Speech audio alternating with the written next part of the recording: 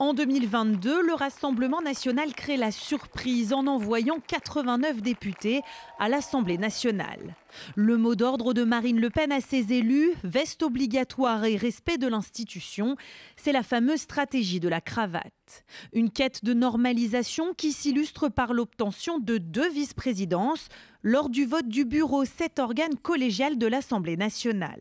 Monsieur Sébastien Chenu et Madame Hélène Laporte. À l'époque, si la gauche s'en offusque, le bloc central considère que chaque parti doit être représenté. 2024, changement de ton. La dissolution est passée par là et avec elle, le Front républicain auquel a appelé Gabriel Attal, alors Premier ministre. Une fois patron du groupe, il demande à ses députés de ne pas voter pour des candidats RN. Le parti n'a plus de représentants au bureau. C'est nous qui sommes, encore une fois, respectueux des règles de cet hémicycle. Ce sont les autres qui, par leur magouille, leur manœuvre, se sont accaparés l'intégralité des postes. Ils sont sectaires et ils veulent écarter ce qu'ils viennent de faire d'ailleurs, près de 11 millions d'électeurs. Une situation qui ne convient pas à la présidente de l'Assemblée, qui entend la corriger lors de nouvelles élections. Moi, je considère que chaque parti présent à l'Assemblée nationale doit être représenté au bureau de l'Assemblée nationale. Je ne peux pas être plus claire. Cette fois, son objectif est partagé par toutes les composantes du socle commun. Yaël Braun-Pivet a cherché un accord pour une répartition des postes selon un système de points, proportionnel au poids des groupes. Refus de la gauche. Nous disons, nous sommes les représentants ici d'une majorité de Français qui ont dit pas d'extrême droite au pouvoir, il y a des positions de pouvoir à conquérir à l'Assemblée nationale, on doit leur faire barrage. Demain, il faudra donc voter, un scrutin avec une question qui continue à fâcher. Le Rassemblement national a-t-il sa place dans les instances de l'Assemblée ? Daniel Simonet, la composition du bureau s'efforce de reproduire la configuration politique de l'Assemblée. C'est ce que dit le site de l'Assemblée nationale quand on va sur le site. La présidente elle-même dit refuser de faire le tri entre les parlementaires sur le plan institutionnel. Vous voulez faire ce tri? Mais en fait, moi, je souhaite qu'on respecte les engagements pris devant les électrices et les électeurs. Lors des dernières élections, il y a eu la volonté de faire un barrage à l'extrême droite, considérant que ce n'est pas anodin que le Rassemblement national prenne un jour le pouvoir en France et qu'il fallait absolument s'y opposer. J'ai retrouvé un peu les chiffres. Il y avait eu 127 retraits de candidature du nouveau Front populaire au profit de la droite dans des triangulaires RN au 2e tour. Il y a plus de 60 députés, soit un tiers du groupe Ensemble pour la République, qui ont été élus grâce à un désistement d'une candidature du nouveau Front populaire. Et il y a 18 députés LR, soit plus d'un tiers du groupe LR, qui ont été élus grâce à ce désistement. Donc s'ils étaient d'accord pour faire le barrage républicain, parce qu'ils estimaient que le Rassemblement national n'est pas un parti comme un autre, et que c'est un danger, une menace pour notre République, pour tous les droits conquis, alors on ne les banalise pas en leur permettant, par des magouilles, une fois qu'on est loin des électeurs, une magouille sur des postes clés importants dans le fonctionnement de l'Assemblée nationale. Non, on ne banalise pas le Rassemblement national et on fait en sorte qu'il n'ait pas des sièges importants dans le fonctionnement de l'Assemblée.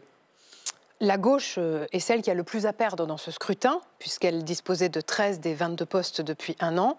Pour limiter la casse, il va falloir faire front commun. Est-ce que vous pensez que les socialistes et les insoumis sont prêts à se soutenir mutuellement lors des élections demain pour empêcher le RN d'accéder à ces postes ? Alors, vous savez, c'est vrai que, comme je suis une députée de l'après, nous sommes très attachés avec mes collègues et l'ensemble des membres de notre nouvelle force politique à protéger, défendre l'unité de la gauche et des écologistes sur le programme du NFP, c'est essentiel. Et c'est vrai qu'on entend une petite musique côté Mélenchon, mais aussi côté Glucksmann, qui n'arrête pas de saturer les médias, comme quoi le nouveau Front populaire serait mort et comme quoi l'unité serait plus possible. Je remarque que la France insoumise et le Parti socialiste, d'un côté comme de l'autre, peuvent se mettre d'accord sur la question des postes qui vont être décidés demain et après-demain. J'espère qu'ils les feront d'ailleurs dans le respect de la représentation de tous les groupes du nouveau Front populaire. Mais comme quoi c'est possible. Voilà. Mais vous voulez respecter la représentation de tous les groupes du nouveau Front populaire, mais pas de tous les groupes à l'Assemblée nationale. Je suis pour que le barrage vous avez à vos côtés républicain. Brian Masson. Je suis pour le barrage républicain contre le Rassemblement national et j'aimerais que tout le monde prenne conscience qu'on est dans un contexte politique international de stratégie de conquête du pouvoir de la part des extrêmes droites. Et ce qui se passe en France est très inquiétant. Et donc la porosité qu'il y a avec les deals possibles entre les macronistes, LR et le RN, où on se moque des engagements pris devant les électeurs et on essaye de banaliser ce que ça représente, ça m'inquiète beaucoup. Frédéric Valletoux. De la même manière qu'il court sur les thèmes à travers l'AME et plein d'autres sujets. Frédéric Valletoux, sur quelle ligne êtes-vous ce soir? Sur la même qu'en 2022. C'est-à-dire quand on a été élu, que le groupe Horizon a été créé, en 2022, on a plaidé pour qu'effectivement les instances qui gouvernent l'Assemblée nationale soient à l'image de la composition de l'Assemblée nationale. En 2024, on a plaidé ça aussi, mais vous savez, on n'est que 30. Donc effectivement, il y avait une aspiration à faire barrage au Front National. Et donc cette année, nous, on se sent très à l'aise. Je le redis, il y a le moment de l'élection. Et l'objectif, c'était effectivement que cette montée en puissance que l'on sentait au moment de la dissolution et de la campagne de 2024 soit contenue le plus possible. Vous parlez de la montée en puissance du Rassemblement national. Mais il y a les stratégies électorales et puis après, il y a ce qu'est l'institution. Les Français ont envoyé un groupe important de députés Rassemblement national. Et je pense que les mettre de côté, c'est là où on ferait des arrangements d'arrière-cuisine que vous évoquiez, ou des magouilles. Non, vous êtes en train de les faire avec eux. Non, et c'est refuser de voir effectivement ce poids-là, et c'est quelque part participer à cette victimisation que le Front National, devenu Rassemblement national, a toujours su jouer. Donc ce que vous dites ce soir, c'est laissez-les entrer au bureau de l'Assemblée nationale, parce que sinon ils vont crier au scandale. Je veux dire, ils n'ont pas, enfin c'est pas pardon, mais je veux dire, ça n'a pas servi plus le Rassemblement national d'exercer au contraire des responsabilités dans l'hémicycle. Et ils représentent un poids qui est réel, et on ne va pas tordre le cou à la réalité pour effectivement faire en sorte, faire semblant qu'il ne soit pas là. Brian Masson, c'est vous, le RN, qui avez le plus à gagner dans cette affaire. Si le système de répartition des points est respecté, vous pouvez prétendre à 4 postes, dont 2 vice-présidences. Vous avez bon espoir ce soir de récupérer des postes? Mais écoutez, évidemment, on a bon espoir, mais j'aimerais juste revenir sur un peu l'essentiel, puisque c'est le titre de l'émission, savoir si le RN a sa place ou non. Écoutez, moi, il y a un terme que je n'ai pas entendu depuis le début, à part vous, Monsieur Valletoux, c'est les Français. Nous sommes aujourd'hui, le Rassemblement national, le premier groupe à l'Assemblée nationale. J'ai commencé mon intervention sur le respect justement des électeurs, je ne vous ai pas coupé. Merci de ne pas me couper. Mais nous sommes le premier groupe à l'Assemblée nationale. Nous sommes parlementaires parce que les Français l'ont décidé. Alors, certains peuvent le contester, certains peuvent être agacés, certains peuvent même avoir des problèmes pour dormir le soir, mais c'est ainsi. C'est des millions de Français qui un jour sont allés voter pour défendre leurs idées. Et c'est ça la démocratie. Alors que certains veulent faire le Front républicain, il n'y a aucun problème. Faites le Front républicain comme vous le souhaitez, en campagne. Mais désormais, nous sommes élus. Désormais, on a notre place à l'Assemblée nationale. Et désormais, si l'institution qu'est l'Assemblée nationale doit, mais s'inscrire dans ce qui est un champ républicain, eh bien, chaque groupe doit être représenté dans son fonctionnement. C'est ainsi, et c'est la tradition républicaine. Et moi, je m'étonne qu'il y ait des mouvements qui aillent à l'encontre de ce qu'est le fonctionnement républicain de l'Assemblée nationale. L'an dernier, vous avez manqué le soutien du socle commun pour obtenir des postes. Quel regard vous portez aujourd'hui sur ce changement de braquet ? Je pense simplement que le socle commun n'a plus véritablement de socle et encore moins de commun. Je pense qu'aujourd'hui, le socle commun s'est divisé à la fois parce qu'il y a une guerre de succession qui va remplacer Emmanuel Macron, il y a une guerre de valeurs, quelle ligne appartient aujourd'hui le socle commun, on le voit dans les textes, c'est très difficile. Et si franchement, pour une question de vice-présidence, de secrétaire, alors que notre pays est au bord du gouffre, que la situation financière et économique de ce pays est catastrophique, si franchement, même sur cette question-là, à part le Rassemblement national, mais tout le monde vient animer les médias pour une question de fonctionnement de l'Assemblée nationale, mon Dieu, qu'est-ce que ça va être le débat sur le budget? Ça va être catastrophique. Moi, je trouve que la gauche fait une erreur, mais une erreur de porter ce combat-là. si on veut combattre l'extrême droite, et je fais partie de ceux qui le combattent parce que je n'ai pas du tout les mêmes idées, ça se combat sur les projets, sur les valeurs, texte par texte. Ça se combat pas sur la question de la représentativité. L'Assemblée nationale, elle est ce qu'elle est. Si les instances ne représentent pas l'Assemblée nationale, ça choque les Français. Et pas des Français qui votent Rassemblement national, des Français qui votent Bloc central, qui votent même à gauche, etc. Là, notre institution, elle est composée d'une manière qu'ont choisi les Français. Si les instances qui la dirigent ne sont pas le reflet de cela, de ces équilibres-là, eh bien, on a manqué de notre mission. Et on donne l'impression, effectivement, de faire des combats d'arrière-garde, parce que c'est des combats de poste, pardon, hein, mais je veux dire, moi, quand il y a des séances qui sont présidées par des vice-présidents LFI, je ne vois pas en quoi la neutralité et en quoi les idées de LFI passeraient plus à ce moment-là. Et donc, les moments où c'était les vice-présidents qui, entre 2022 et 2024, du Rassemblement national qui présidaient, dire, personne ne remettait en question l'impartialité de leur présidence. Donc, ce sont des combats qui, pour moi, ne sont pas les bons. Les bons combats, c'est des combats sur les textes, sur les valeurs, sur les options politiques. Et là, on a l'impression de faire des combats de répartition de postes. Les Français en ont ras-le-bol de ce genre de discussion et de polémique. Et je trouve que c'est dommage parce qu'on remet des jetons dans la machine et quelque part, ça profite à qui? Certainement pas à la gauche, certainement pas au Bloc central. Ça profite à notre voisin qui aujourd'hui est au centre, mais qui pourtant, sans l'hémicycle, est bien à l'extrême droite. Votre collègue des Républicains, Charles Zistenstuhl, est l'un des rares membres du socle commun à s'opposer au retour du RN dans les instances de l'Assemblée. Il dénonce ce soir un symptôme de l'effondrement moral de la classe politique. Vous lui répondez la même chose? Oui, enfin bon. Je sais qu'il aime beaucoup faire parler lui et tirer la lumière à lui et prendre parfois le contre-pied de ses camarades pour permettre qu'on le cite et qu'on cite son nom. Bah, écoutez, c'est un non-sujet pour moi. Moi, je suis très choquée. Je suis très choquée que quand on est face aux électrices et aux électeurs, on dit « Oh là là, c'est très dangereux le Rassemblement national, il faut faire barrage républicain ». Vous vous faites élire sur ces mots d'ordre-là et ensuite, là, vous venez vous accoquiner avec le Rassemblement national. C'est quoi le deal qu'il y a derrière? Vous allez les faire entrer dans les postes clés de l'Assemblée nationale. On voit les discussions en cours sur les questions budgétaires. D'ores et déjà, on entend le Rassemblement national qui serait prêt à ne pas censurer et à jouer bien le marchepied de Le Cornu. Voilà, bien une bonne alliance entre eux, hein, à partir du moment où, j'imagine, il y aura des mesures plus dures, comme la remise en cause de l'aide médicale d'État. Enfin, on est sur une pente grave, oui, de déchéance de ce que c'est la politique. Parce que quand on a des principes, on les défend jusqu'au bout. Je ne vois pas pourquoi le Rassemblement national est un danger et donc il faut faire barrage devant les électeurs. Et puis, une fois qu'on est élu, on est d'accord pour voter pour eux dans l'hémicycle.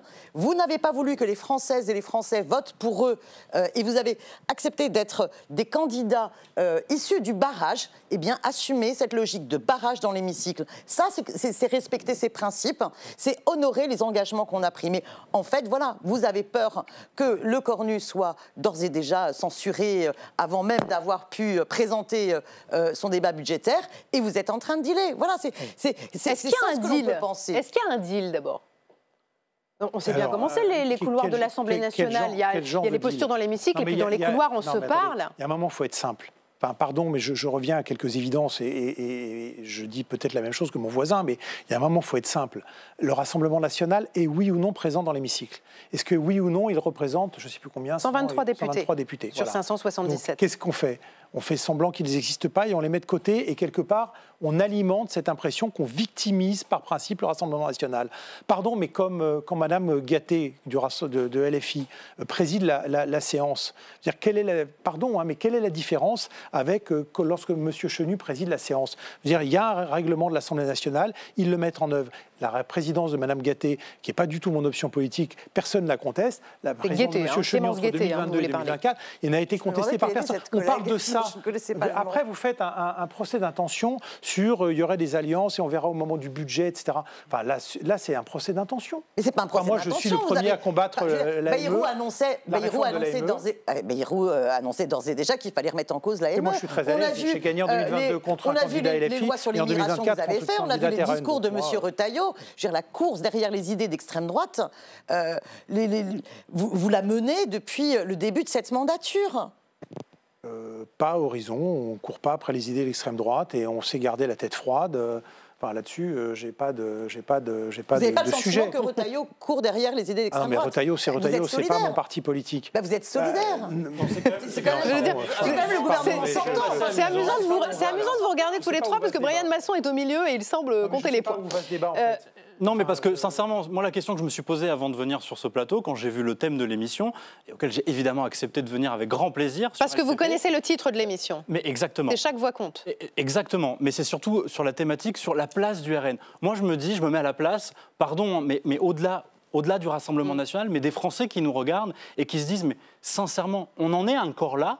On en est encore là à se poser la question si les électeurs du Rassemblement national sont des citoyens ou des sous-citoyens et si leurs représentants à l'Assemblée nationale... C'est pas la question qu'on pose ce soir, attention. C'est ce que j'entends de la part de Mme Simonet. Mme Simonet, en fait, elle est en train d'accuser le Rassemblement national de tous les maux de la terre, sauf qu'elle a oublié une chose, c'est que des millions de Français sont allés voter pour nous. Et c'est pour cela que nous siégeons à l'Assemblée nationale. C'est pour cela qu'aujourd'hui, nous sommes dans cet hémicycle et que nous débattons. Et ça n'a pas l'air de gêner, excusez-moi, mais l'ensemble des parlementaires de pouvoir travailler et débattre, même si on est en désaccord, même si on a des profonds désaccords, mais pour l'intérêt du pays. Et donc je me mets à la place des Français qui nous regardent ce soir et qui se disent mais sincèrement, on a un pays à redresser et on est en train d'assister à savoir si des Français ou pas doivent être considérés comme des citoyens ou des sous-citoyens, parce qu'il est là la question. Et puis Madame Simonet, le seul deal, pardonnez-moi, que j'ai vu ces derniers mois, c'est le deal que vous avez passé avec les macronistes pour nous chasser de nos postes à responsabilité au sein de l'Assemblée nationale. C'est Gabriel Attal et vous qui avez passé un accord pour dégager les deux vice-présidents du Rassemblement national. Vous parlez des élections de l'année dernière. Mais bien sûr, c'est le seul deal qu'on a pu voir. Le seul deal. Mon premier engagement,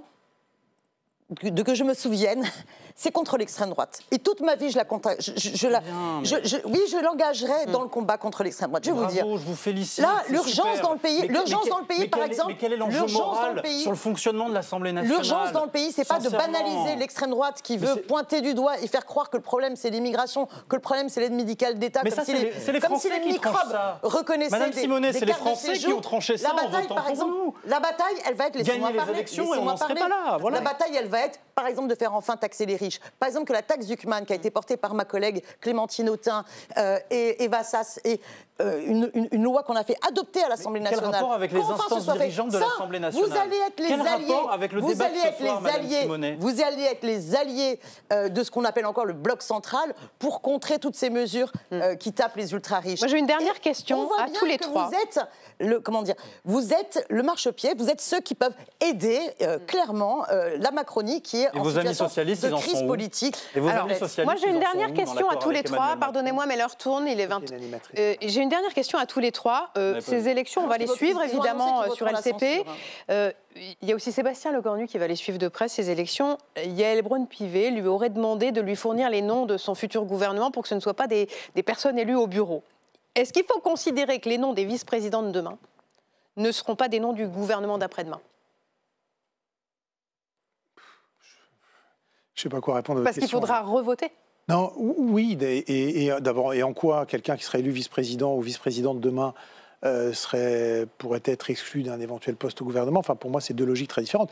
Et si on doit revoter la semaine prochaine, c'est pas très grave, ou dans 15 jours, c'est pas très grave, on l'a déjà fait. Quand Annie Genevard est partie au gouvernement, on a revoté, on n'en est pas mort. Non, mais je pense que, enfin, je ne sais pas d'où sort cette règle, je ne sais pas si réellement elle s'applique. Bon, je vous rassure, la question ne se pose pas pour nous, parce que nous n'entrerons pas au gouvernement. Voilà, je vous le dis ce soir. Eh bien, en tout cas, merci à tous les trois d'avoir été avec nous ce soir pour essayer de parler de ce sujet des élections demain et après-demain, donc au bureau de l'Assemblée nationale, élections que l'on suivra évidemment dans Chaque Voix Compte et sur LCP demain. Merci à tous les trois.